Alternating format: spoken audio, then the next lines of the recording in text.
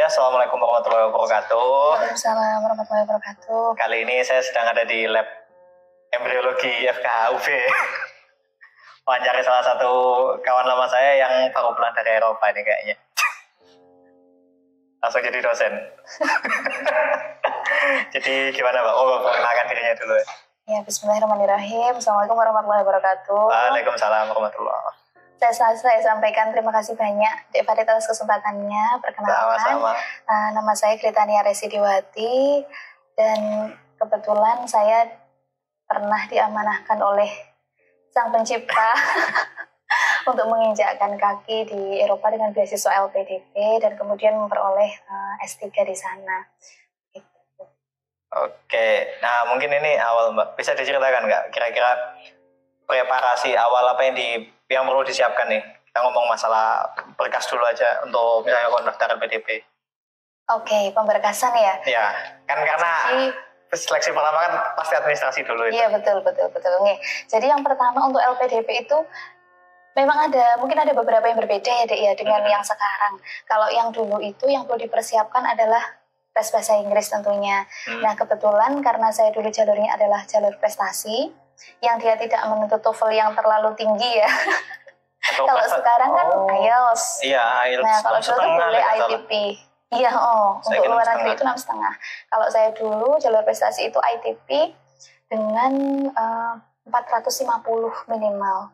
ITP 450. ITP 450 itu.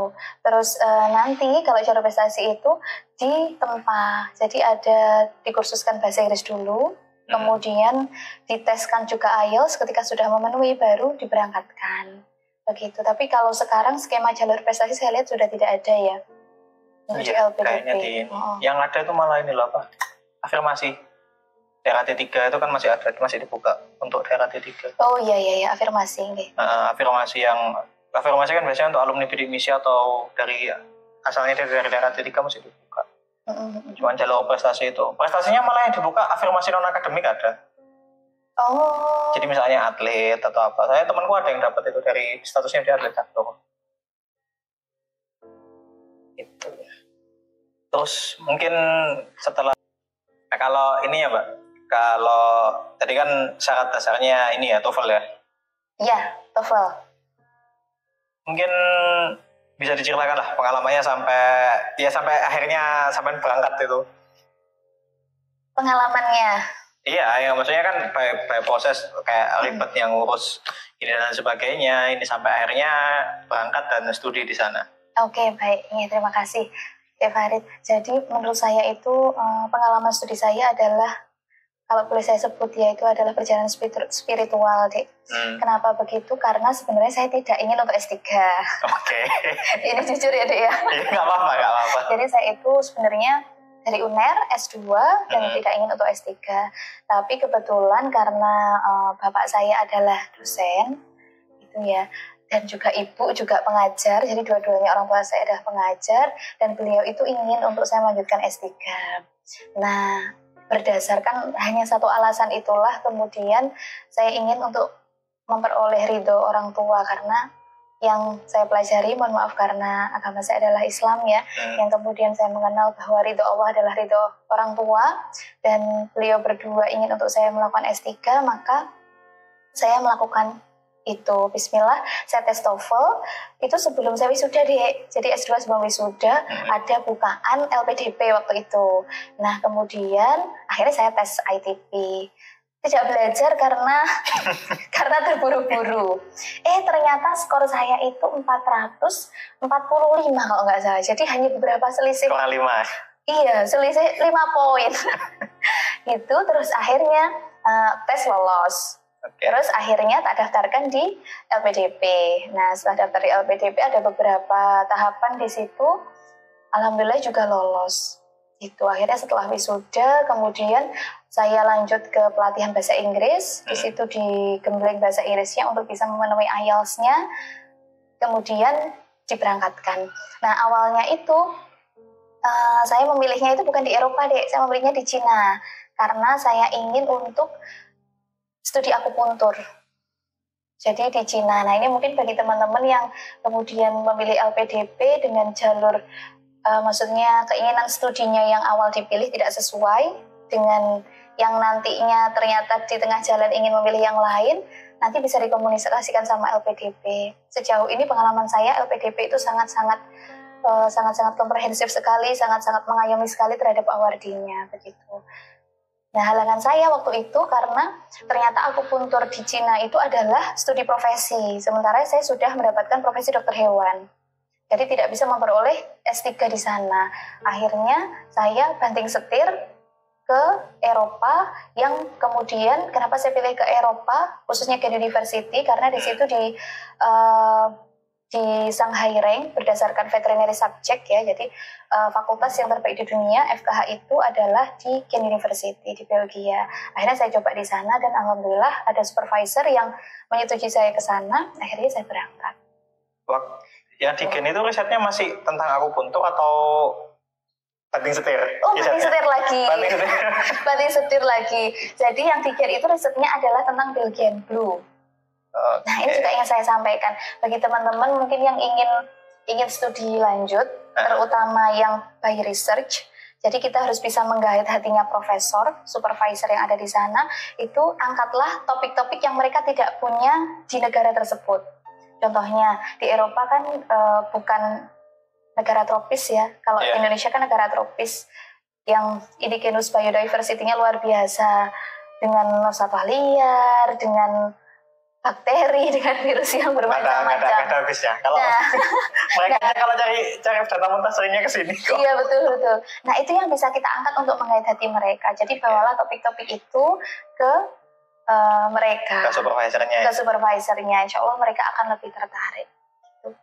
Jadi riset orientednya justru mengangkat kearifan lokal ya. Iya, betul. Karena jujur saja kalau kita mengangkat yang ada di sana, keilmuan kita belum sampai. Berkaca pada saya sendiri ya, keilmuan kita belum sampai. Kemudian alat-alat yang mereka punya sudah sangat luar biasa di depan dibandingkan dengan kita. Ya, kita Optilab kayak gini aja terbatas kan punyanya. Iya, betul sekali. Di sana hampir semua mikroskop Optilabnya udah Optilab yang paling baru. Saya aja masih pakai Optilab tahun 2000 untuk riset kemarin. Oke, nah mungkin bisa diceritakan Mbak, kan pengalamannya setelah ini dan sebagainya sampai akhirnya diterima kan ya di sana. Iya. Berapa tahun sih sana? 5 tahun ya? 4 tahun. 4 tahun hidup di sana itu bagaimana? Mungkin ada yang bisa diceritakan, mau cerita suka dukanya, mau cerita ininya, atau pengalaman di segi pendidikannya, monggo mungkin.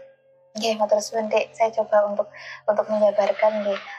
Yang saya dapat adalah ya tadi Dek, pengalaman saya studi di sana adalah pengalaman spiritual. Kenapa? Pertama saya ke sana yang saya usung adalah yaitu tadi alasannya adalah bapak dan ibu. Karena saya waktu itu belum punya suami ya, belum menikah ya. Yeah. Kemudian, tapi sebelum ke sana saya sudah dengan suami saya, dan pas berangkat, diutus supervisor berangkat itu saya posisinya hamil 3 bulan. Yang pertama, anak pertama hamil 3 bulan, itu sama dokter sudah diwanti-wanti bahwa saya nggak bisa tanggung jawab kalau ada apa-apa karena penerbangan 18 jam dari sini ke Belgia. Itu. Kemudian, tapi waktu itu supervisor sudah mendesak untuk saya berangkat. Akhirnya ya sudah, bismillahirrahmanirrahim, saya berangkat. Dan ternyata memang anak itu membawa rezeki, Dek. Karena waktu itu saya masih ingat saya naik Turkish Airlines yang awalnya itu tiket saya adalah tiket biasa, tiket reguler dibelikan oleh LPDP. Ternyata setelah sampai di pesawat, saya tiba-tiba dipersilahkan untuk duduk di kursi yang bisnis kelas. Di kursi yang bisnis. Itu Masya Allah, saya ya Allah gitu ya. Bisa dibayangkan waktu dulu itu hamil 3 bulan masih mual-mual dan sebagainya. Alhamdulillah dapat di bisnis, jadi 1 jam sekali dikasih makanan. Logistik aman ya? Logistik aman sekali. Tapi waktu itu juga lucunya adalah karena berangkat dengan suami saya ya. Suami saya kebetulan itu waktu puasa. Oke. Waktu puasa, jadi jangka puasanya lebih panjang. Dan ya walaupun di antar makanan-makanan itu tidak bisa makan. Ya walaupun seorang musafir itu sebenarnya boleh ya. Sebenarnya boleh. Makanya kan pilihan.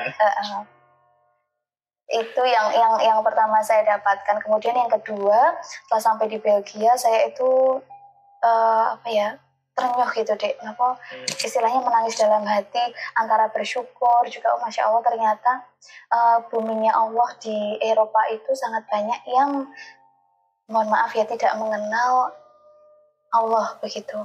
Jadi saya bersyukurnya adalah alhamdulillah saya selama hidup itu pernah ditakdirkan untuk bersujud di buminya Allah yang mungkin dia merindukan sujud-sujud umat muslim. Itu karena supervisor saya pun, teman-teman saya itu tidak mengenal Allah. Itu jadi sang pencipta. Kalau saya sebenarnya sangat bersyukur juga, Dek. Saya saat ini menjadi embriologis ya, jadi banyak berkecimpung masalah embrio. Dan kalau di embrio, kita umat Islam benar-benar bisa kalau kita belajar biologi kan kita sangat bisa untuk memahami kebesarannya Gusti Allah dari satu sel, kemudian 2 sel, 4 sel dan sebagainya hingga ribuan sel di diri kita. Nah, keajaiban itu ketika kita melihat Masya Allah, bahkan supervisor saya tuh enggak, kelihatannya itu adalah proses yang normal. Itu ketika diberikan growth factor ya dia akan tumbuh, kalau kita matikan ya dia akan mati. Jadi sama sekali perspektifnya berbeda. Ya, itu. Makanya kan ada mengaji, ada mengkaji. Kalau untuk kajian kitab kan ada yang gitu. Kalau udah levelnya mengkaji kan, ya kita sebenarnya petunjuknya ada di sana semua. Cuman kan implikasi di kehidupan sehari-hari itu seringnya kita yang nggak paham aja sih. Iya. Menerjemahkan apa yang ada di sana. Iya, jadi Masya Allah. Iya betul sekali yang dikatakan Dek Farid ya. Jadi apa yang kita terima itu nggak sama ya Dek.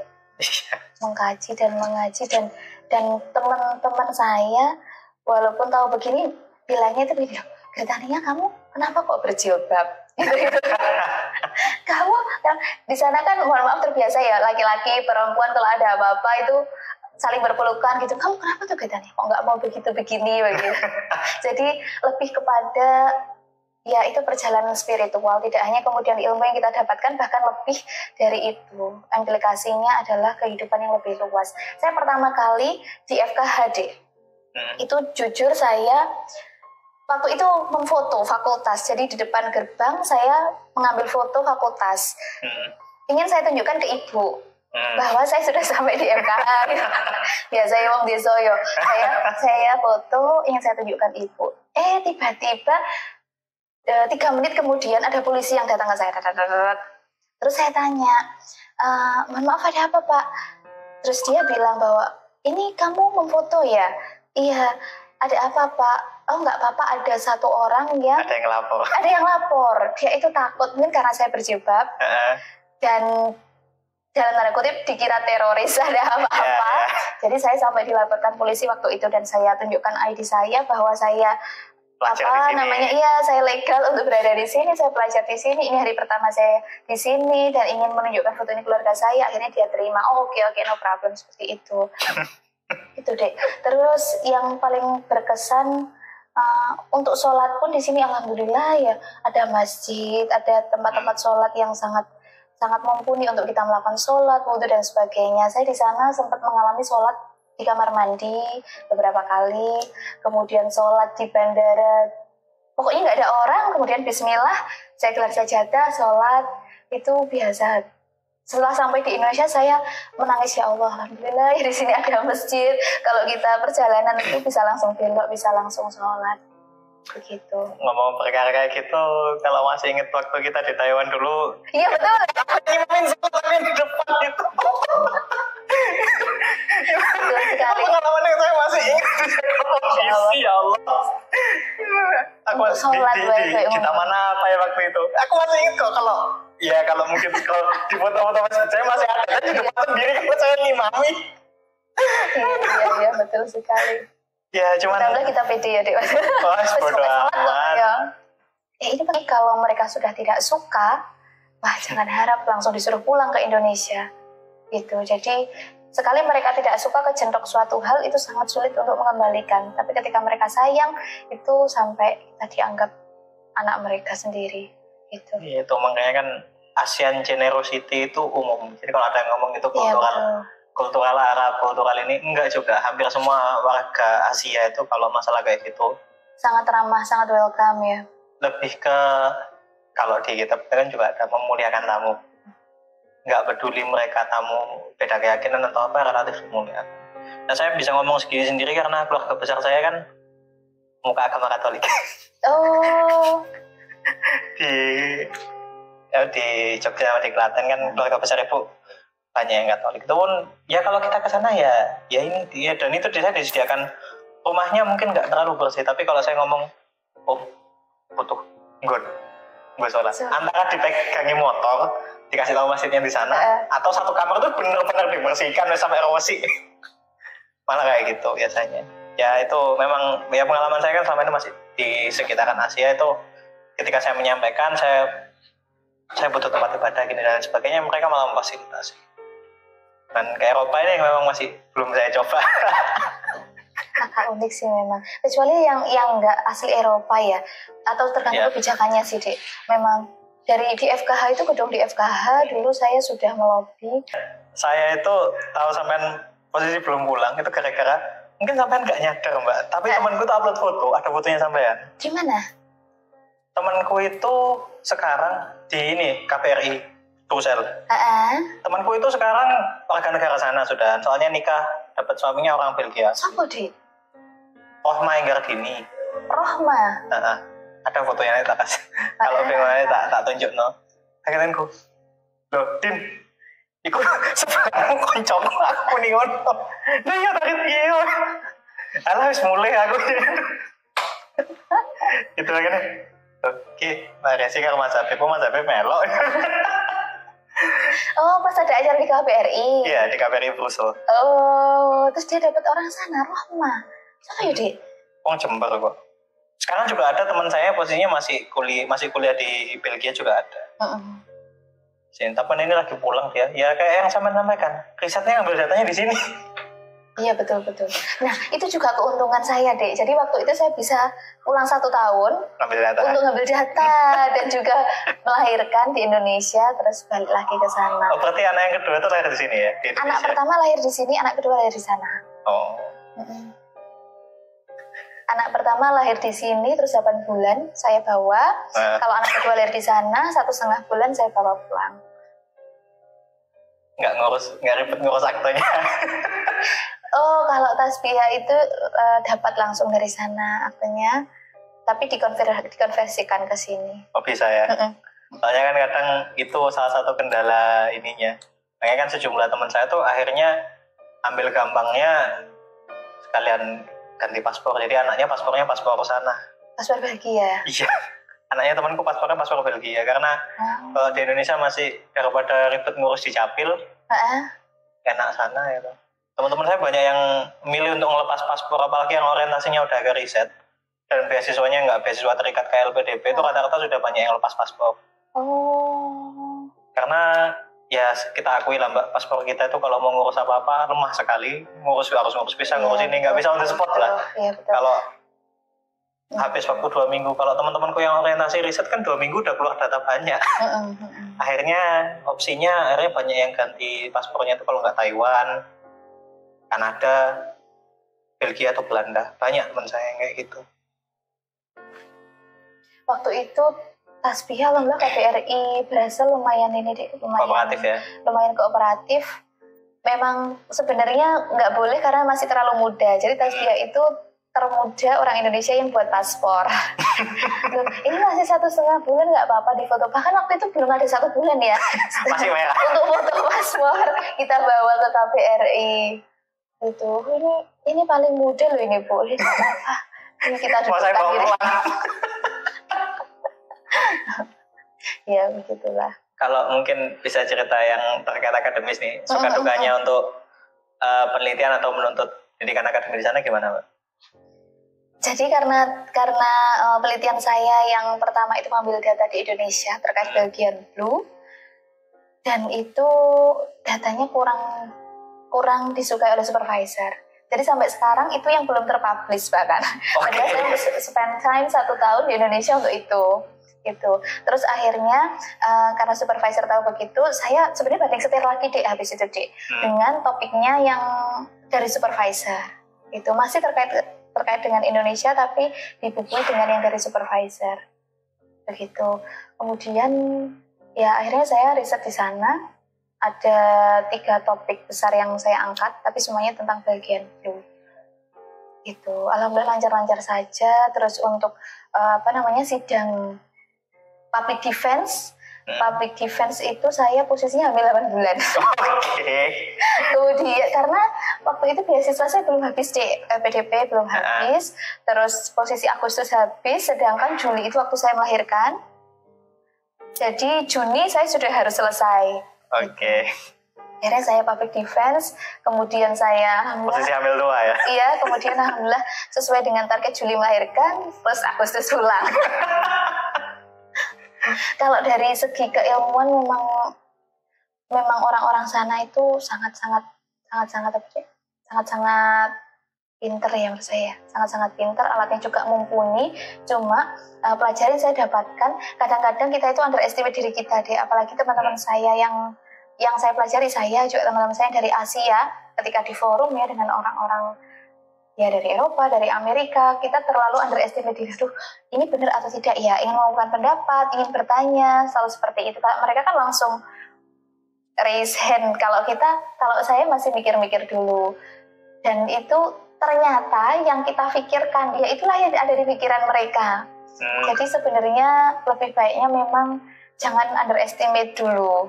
Bahwa sebenarnya ya sama-sama, kita sama-sama ilmunya sama-sama bagus, sama-sama kreatif gitu. Cuma memang fasilitas yang ada di sana lebih bagus sehingga mereka lebih berkembang. Dan juga yang kedua, penelitian yang ada di Indonesia apalagi terkait dengan manipulasi embrio itu kan terbatas ya. Kalau di sana mereka malah bisa mengembangkan. Jadi meneliti ini dengan ini lebih tidak dibatasi oleh moral dan sebagainya. Jadi mereka lebih bisa berekspor. Kencingnya wanita hamil aja ditampung kok. Oh iya. Iya. Wanita hamil kuartal pertama itu kan ada yang nampung dan dipakai riset. Dan itu masih gonadotropin yang sebenarnya kalau ngomong tingkat efektivitas paling tinggi. Karena saya mainan itu di Vietnam dulu. Iya betul. Sana tuh Insya Allah ya. Etiknya nggak masuk. Cuman kan orientasinya balik lagi back to orientasinya kan keilmuan. Output, bukan keilmuan Mbak, produktivitasnya. Output fekulitasnya lebih tinggi, dan itu 1:2,3 dibandingkan pakai gonadotropin yang sama-sama ngambilnya sama-sama dari ikan. Jadi masih lebih ampuh pakai kencingnya wanita hamil. Oh, gonadotropinnya tinggi ya, Dek? Tinggi. Berarti mungkin pada hewan, pada sapi, pada ternak itu juga ya? Iya. Kan kencing ternak kuartal pertama kan juga ditampung karena dia masih punya ininya tinggi kan. Cuman nggak tahu sih di sini dipakai apa enggak. Saya membaca beberapa riset itu memang gonadotropin itu bisa didapatkan dari yang ini, intinya kuartal pertama itu lagi tinggi-tingginya hormon, kuartal pertama kehamilan mamalia. Dan yang bisa dipakai di ikan itu mamalia, dan kalau di sana malah pakai yang dari manusia, dan itu memang benar. Apa ya? Kodenya kemarin itu HG kalau nggak salah, human gonadotropin itu. Oh, HCG. Nah, HCG. HCG kah? Itu masih lebih tinggi daripada sama-sama gonadotropin yang ngambil dari, kalau anu kan biasanya ngambilnya kalau nggak ikan mas atau nila gitu, gonadotropinnya diambil, kita diterapkan di ikan lain untuk maju produksi telurnya. Tapi masih nggak ada yang se-efektif HCG. Outputnya. Mantap ya, itu bisa. Itu output. Ide riset itu, Dek. Nah, kalau di sana udah dipakai, Mbak. udah makan hewan-hewan lain maksudnya, hewan-hewan lain. Ya, mungkin bisa dipakai yang mamalia yang ya daripada kencingnya dibuang, diambil aja gonadotropinnya. Cuman ya gimana cara ininya. Cuman yang kita seringkali batasannya kayak nggak ada tema lain aja. Ya iya sih, emang di Indonesia mau penelitian apa banyak pilihannya. Memang pas karena di sana kan penduduknya lebih sedikit ya, Dek, ya, dan kesejahteraannya itu terjamin. Saya alami sendiri pas begitu saya hamil, kemudian periksa itu sangat-sangat intens untuk menjaga. Termasuk juga setiap kita periksa, urin diambil untuk kemudian dites diabetesnya seperti apa, sampai kemudian dites DNA pada bayi. Nah itu seperti apa nantinya? Itu mereka kalau di Indonesia mungkin perlu bayar mahal untuk itu. Tapi kalau di sana bisa, tapi perlu bayar mahal di Indonesia ya. Kalau di sana itu kita dapat secara cuma-cuma. Jadi, ini kadar gulanya baby segini, jangan makan es krim dulu untuk tidak overweight babynya, untuk melahirkannya gampang. Oh ya, Dek, terus yang menarik, untuk ibu-ibu hamil ya, itu kalau di sana lahir normal itu nanti akan mereka tanyai apakah mau normal tidak di epidural anestesi atau pakai epidural anestesi. Jadi kayak orang sunat di Indonesia, orang sunat normalnya mau dikasih bius apa enggak gitu. Iya betul, di bius ya. Nah di sana nama-nama melahirkan normal itu nanti akan ditarik di bius atau tidak. Nah saya milih di bius waktu itu. Jadi enak sekali melahirkannya langsung. kita lihat aja di monitor, kita di dokternya kapan perlu mengejan, kemudian cepet jadinya, alhamdulillah. Ya itu memang salah satu kekurangan kita kan, public health care-nya kurang. Iya betul Dan kesehatan. saya yang tahu itu nggak usah jauh-jauh lah, di negara Asia lain itu kayak di Taiwan itu. Saya tahu karena teman saya banyak yang S2 S3 di sana, bahkan udah jadi peneliti di sana juga ada, ganti paspor juga udah ada. Mereka bilang, aku mau masuk rumah sakit manapun, riwayat penyakit keluar, pernah dirawat di sini, ini sebagainya. Database-nya itu ada, dan itu database nasional.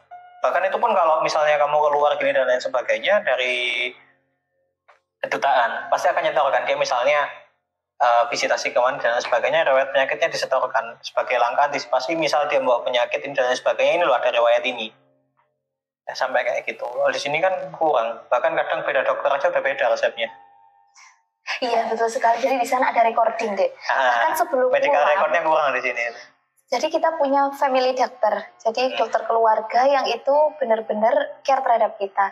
Dan sebelum pulang sampai mereka itu melihat, kamu rumahmu di mana Gretania? Di Kediri. Oh di Kediri ini outbreak yang dulu-dulu, dari dulu muncul itu apa? Kamu perlu vaksin apa di sini yang ada di kita untuk mempersiapkan nanti kamu di Kediri. Jadi sampai dia itu, dokter keluarga saya melihat peta Indonesia dibesarkan, Kediri mana, Bojonegoro mana, lalu di situ sudah terekam penyakit apa saja yang mungkin muncul dan apa yang perlu kita lakukan di sini. Sampai seperti itu, Masya Allah. Karena datanya itu ada, Mbak. Iya, recordingnya apik banget memang. Dan mereka ngambil, maksudku gini loh, FKM kesehatan masyarakat itu ada namanya epidemiologi. Itu kan bahasanya tentang penyebaran penyakit dan sebagainya. Datanya dipublis, bahkan di jurnal itu dipublis. Minusnya adalah sistem kesehatan, sistem healthcare kita itu masih belum melihat data itu. Lah ya kok malah bisa diakses oleh orang lain gitu. Loh, kalau diakses negara lain kan diakses Pak, jurnalnya kan dipublikasi. Tapi kok kita nggak bisa sampai segitunya ya? Kalau dokter lain, dokter di sana kok bisa lihat langsung loh Dek. Apanya? Kediri itu gimana, Bojonegoro itu gimana? Ya balik lagi, interestnya ini sampai mana kan? Kalau memang public healthcare yang dalam tanda kutip kalau ngelihat outbreak ini dan lain sebagainya, tak rasa dari publikasi jurnal aja ketemu kok. Lagi ada outbreak apa ini dan sebagainya, tinggal cek aja jurnal epidemiologi, jurnal Epid Indonesia, dan di situ banyak, tiap kota ada, ini ada, dan itu kan bahas outbreak penyakit di wilayah yang tinggal pilih, karena saya pernah ngecek ya, tinggal nyortir misalnya keywordnya kota, misalnya kotanya Kediri dimasukkan tes, gitu akan keluar beberapa outbreak. Satu outbreak, dua riwayat di sana ini pernah ada ini apa, pernah ada wabah apa yang sampai outbreak. Terus misalnya ini ada penyakit menular yang pernah di sana itu walaupun nggak sampai outbreak tapi pernah ada kasus gitu dan sebagainya, itu keluar semua. Oh mantap. Datanya ada Mbak, datanya ada, cuman integrasinya yang kurang. Datanya ada, saya tahu. Karena teman saya bagian publikasi jurnal epidemiologi Indonesia itu, dia bilang datanya ada semua, data biostatnya pun ada. Masalahnya mereka mau nggak integrasikan data ini? Kalau ini kan bukan tugas kita kita kan sebagai publisher jurnal, kita hanya publikasi, layar, review, publis. Ini kan harus ada pihak, harusnya itu ya yang punya kewenangan, yang punya ini. Daripada bingung BPJS di sini banyak kasus apa. Sebenarnya distribusi kayak distribusi obat kan nggak harus rata. Distribusi itu kan harus adil. Di sini banyak kasus apa, butuh ini apa, ini yang dikasih banyak di sini. Di sini nggak ada kasusnya, ngapain di-drop banyak, ya sekedar stok aja lah secukupnya gitu loh. Ya distribusi kayak gitu kan akan sangat membantu sebenarnya, cuman mau gerak apa enggak, datanya ada semua Pak, serius itu. Iya loh, saya baru tahu ya di sana itu Dek, begitu care-nya dokter keluarga terhadap kita, sampai tahu data-data Indonesia, bahkan saya sendiri nggak tahu loh. Tiap hari cerita baru saya tahu sebenarnya bisa datanya ada, akses. Datanya ada. Jadi kayak misalnya kasus DB itu model ininya kapan, outbreak-nya kapan, sampai benar-benar outbreak itu berapa tahun sekali. Terus trigger faktornya sampai di outbreak apa, itu ada, data mentahnya ada. Cuman mau dikeluarkan apa enggak, mau diintegrasikan apa enggak. Betul. Ya gitulah itu contoh-contoh kasus. Nah, ini berarti kayak tadi dari akademik udah, pengalaman hidup di sana udah. Cerita nih, pulang sampai jadi dosen gimana ya? Nah, jadi waktu itu teman saya itu ada yang sudah jadi dosen di UB, Dek. Oh gitu. Terus karena FKH UB ini termasuk baru, jadi berdiri 2008. Ya ini kebalikannya perikanan di UNER kok. Kak perikanan? Perikanan UNER kan 2008 juga, pecah sama FKH kan? Lah iya. Kalau di sini kan perikanannya sudah perikanan salah satu yang paling tua kan di sini. Iya, bahkan kita belajar embryologi belajar di perikanan ini. Makanya aku bilang sini itu kebalikannya UNER. Iya, betul. Ini riset embriologi itu ikannya kita dapatkan dari perikanan, Dek. Terus anak-anak juga sempat kursus di sana untuk membudidayakan ikan zebrafish yang ada di lab itu. Nah, waktu itu teman saya cerita bahwa di FKH UB masih ada lowongan, masih membutuhkan karena baru kan untuk teman-teman terutama yang ingin lanjut studi baik itu S2 atau S3 atau mungkin S1 di luar Indonesia. Pesan saya adalah sucikan niatnya karena begitu banyak godaan yang di sana, terutama dengan media sosial kita yang begitu banyak. Jadi bisa memunculkan riak dan sebagainya, dan ya itu perlu untuk terus mensucikan hati. Kemudian yang kedua perlu untuk terus menata niat dan perlu untuk mencarger terus iman kita pada waktu di sana, karena kita adalah golongan minoritas yang dihadapkan dengan lingkungan yang kalau saya boleh bilang, kalau di Indonesia sholat itu seperti azan kemudian sholat, tapi kalau di sana sholat, puasa juga seperti diceritakan tadi ya, itu adalah satu tantangan yang benar-benar menguji iman kita. Karena puasa kalau di Indonesia kan jam 4 sampai jam 6 ya, jam 4 sampai jam 6. Tapi kalau di sana pada waktu musim dingin, pada waktu winter itu pendek, jam 7 pagi sampai jam 4 jamnya kita sudah buka. Tapi kalau summer kita biasanya itu buka puasa itu jam 11 malam. Dan yang namanya sahur, jadi buka puasa, maghrib, lalu tarawih itu sampai jam 12, jam 1, nah jam 2 kita sudah sahur. Jadi sangat jarang sahur, biasanya sekalian buka, sekalian sahur, jadi satu. Karena tidurnya terbatas, karena sambil menunggu maghrib tidur, kemudian nanti maghriban, terus sholat taraweh, tidur lagi gitu. Ya walaupun itu pun ada sejumlah ini kan, kalau nggak salah ada yang ngambil kebijakan kayak orang yang biasanya kayak di Norwegia atau di Iceland yang waktunya cuma setengah jam, nggak mungkin kan? Iya betul. Akhirnya kan keluarnya diambil kebijakan adalah ngikut waktunya Saudi. Iya betul. Dan biasanya itu juga pilihan, tapi kalau mau ikut waktu sekitar juga nggak apa-apa. Iya, ada juga teman-teman saya beberapa yang menganut paham itu. Dan itu ada fatwanya kok, jadi boleh. Iya. Ya sesuai fatwa orangnya masing-masing. Fatwa ulama setempat kan memang boleh dipakai. Baik case-nya kan di sana.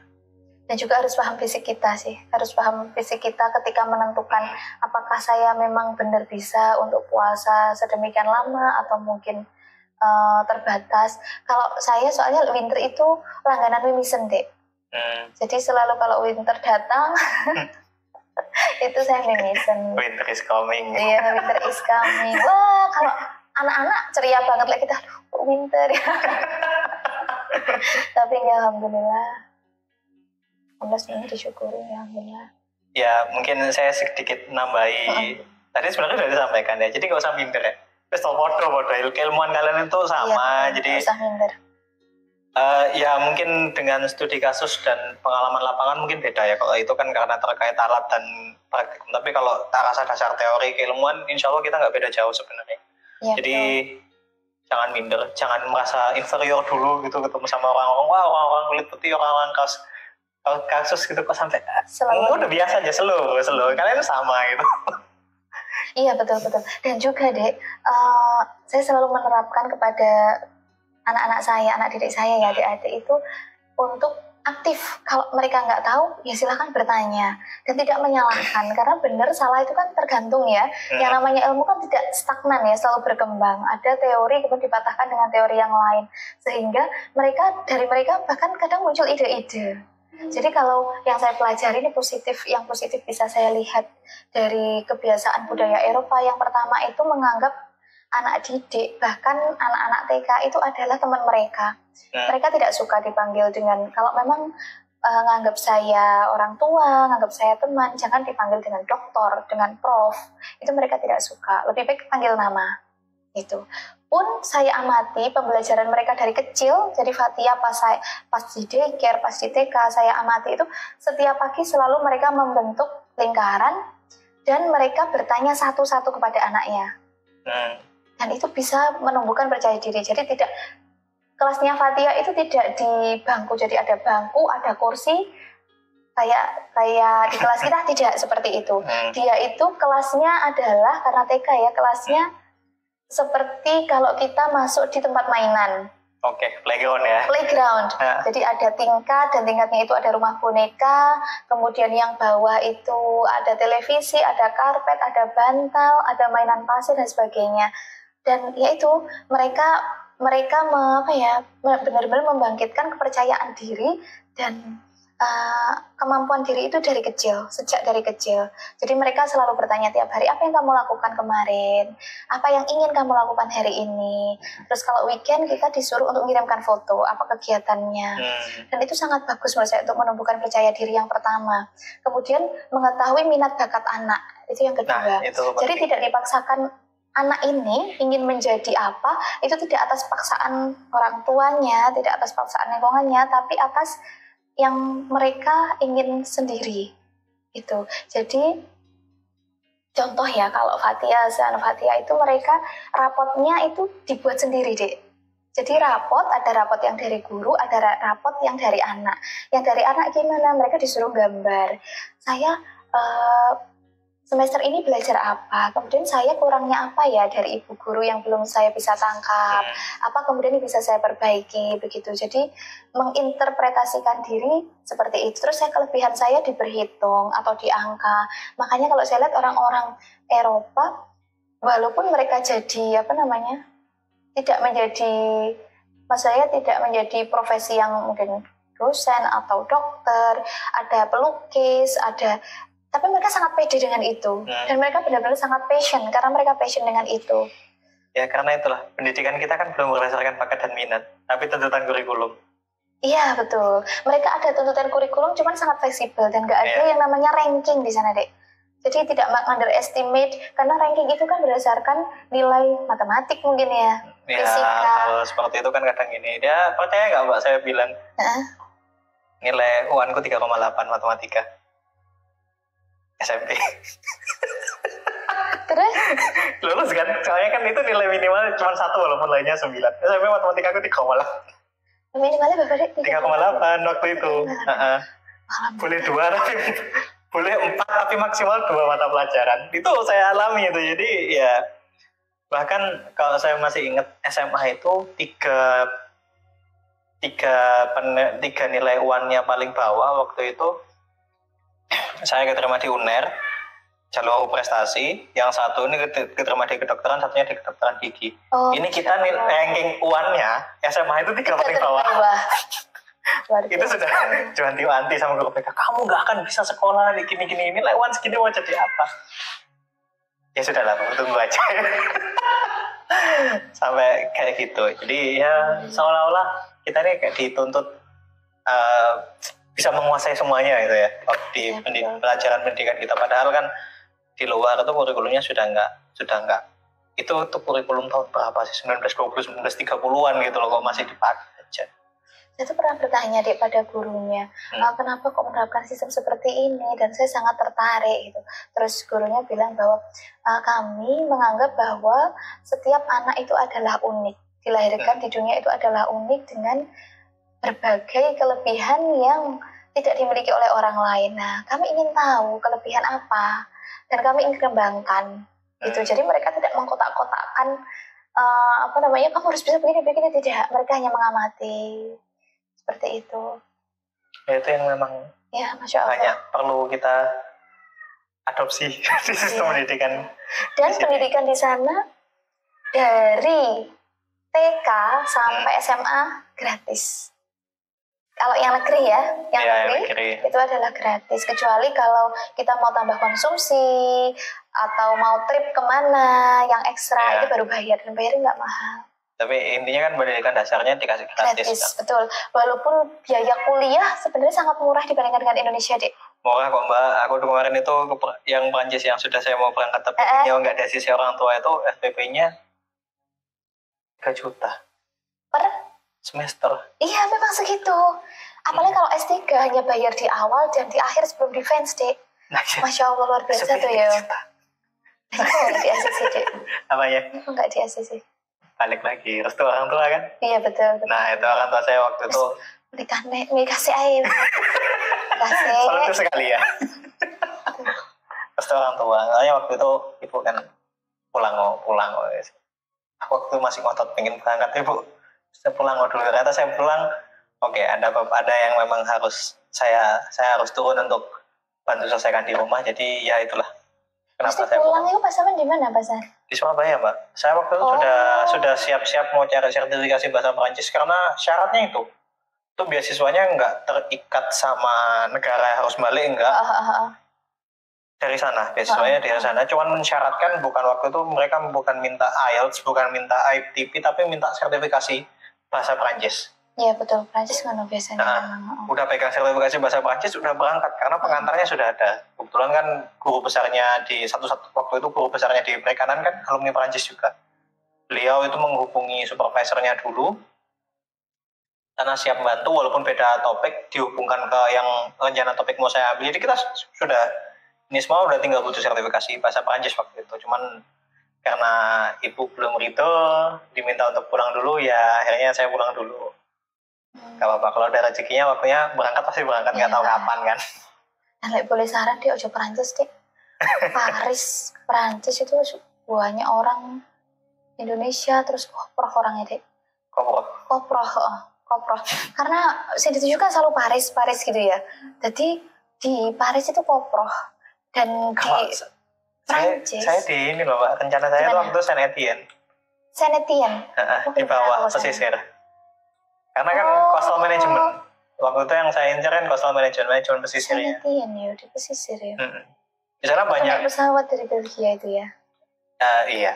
Dan di sana kan banyak ininya juga, banyak salah satu basisnya besar, basis imigrannya besarnya di Marseille sama di itu. Saint Etienne juga besar. Masih banyak ini. Kalau ngomong kokohnya ya mungkin karena banyak ininya aja. Banyak imigran dan kita kan hampir tiap minggu tuh ke perbatasan Belgia sama Prancis tuh, Dek. Itu orang Belgia sama orang Prancis tuh beda loh. Kalau Prancis tuh lebih keras ya. Jadi aja ya, dipotong aja ya. Iya, nanti di-cut. Kalau nggak diiniin. Dia lebih keras. Kalau saya sebenarnya tertarik sama Prancis. Kalau sudah pegang bahasa Inggris sama bahasa Prancis, itu relatif mau kemana aja bisa. Karena kalau Jerman. Apanya? Jerman juga bukan. Gitu. Kalau misalnya aku pegang bahasa Perancis, aku mau dilempar ke Afrika, aku bisa ngomong. Karena mereka banyak yang paham bahasa Perancis. Aku mau ke Karibia, bisa ngomong juga. Karena mereka banyak yang pakai bahasa Perancis. Alasannya itu aja sih sebenarnya. Jadi kalau mau orientasi riset, Perancis itu seperti, kalau saya itu menganggapnya sebagai antara aja. Karena untuk orientasi risetnya, saya lebih tertarik di Afrika sebenarnya.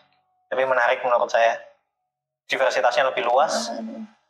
Terus kalau ngomong ininya juga sebenarnya hampir sama kayak orang Asia, mereka welcome sekali ke kamu. Welcome sekali, Masya Allah. Orang Afrika welcome sekali. Itu makanya kan saya sebenarnya Prancis itu sekedar antara aja supaya bisa ke ini. Cuman kan standar basicnya minimal kalau sudah pegang basic Prancis mau ke sana lebih gampang. Itu aja sih dulu itu. Berarti udah sempat belajar bahasa Prancis, Dek? Alah, wis lali lho saiki. Ojo.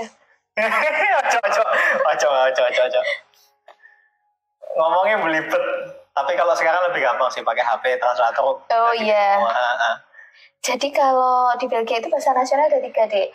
Bahasa Belanda, Perancis, sama Inggris. Itu.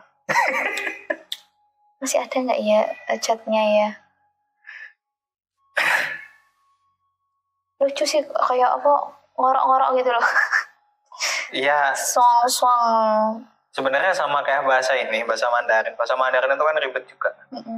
Oh, udah nggak ada deh, wis nggak ada.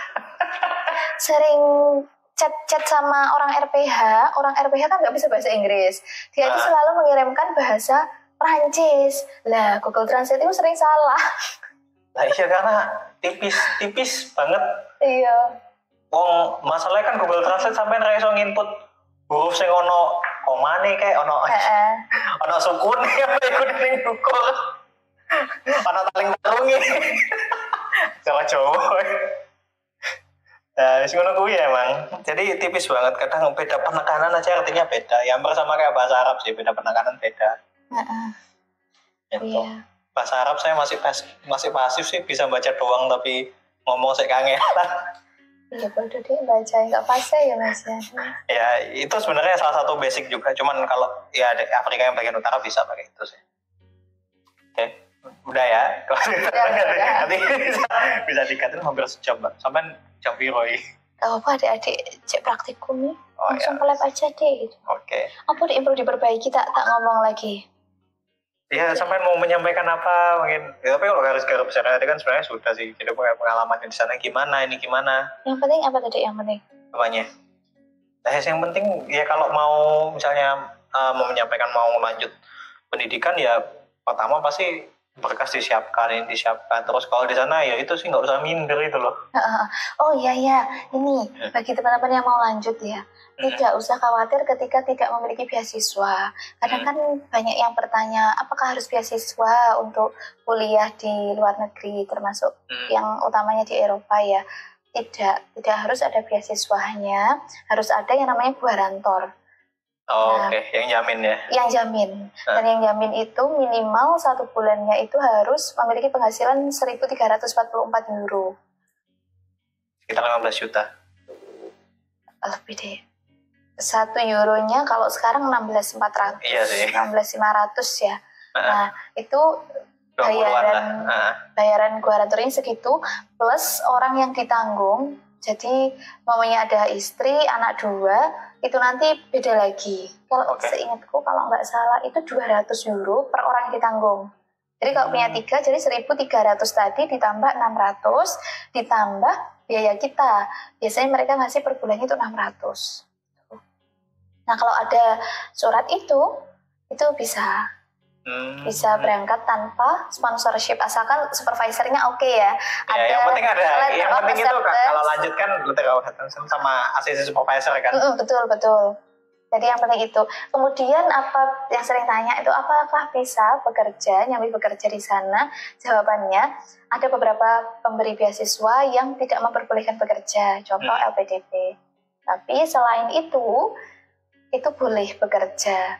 Dan LPDP kan memuliakan awardinya ya, Dik. Jadi disuruh untuk fokus belajar. Itu sangat baik sekali dan jangan khawatir, itu sangat mencukupi. Untuk saya ya. Memang relatif ya, sangat mencukupi gitu. Kalau mau beasiswa dari lain atau guarantor itu bisa bekerja, tapi ya itu tadi tergantung supervisornya, tergantung risetnya seperti apa. Mau bekerja di weekend, gajinya malah lipat-lipat lebih banyak di weekend. Jadi Senin sampai Jumat di kampus, ya Sabtu, Minggu weekend. Jangan khawatir tidak memiliki pekerjaan karena di sana pekerjaan sangat banyak.